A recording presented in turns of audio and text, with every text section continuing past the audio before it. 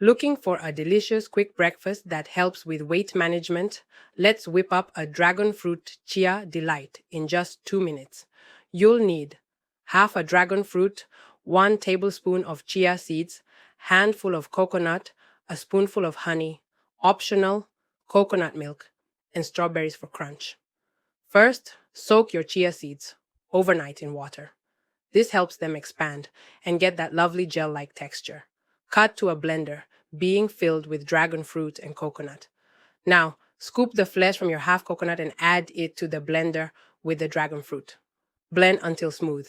If it's too thick, add a splash of coconut milk to reach your desired consistency. Once blended, fold in your soaked chia seeds and a spoonful of honey for sweetness. Now spoon your delightful mix into a bowl. Top it off with fresh strawberries for that extra crunch. Close up of the finished dish.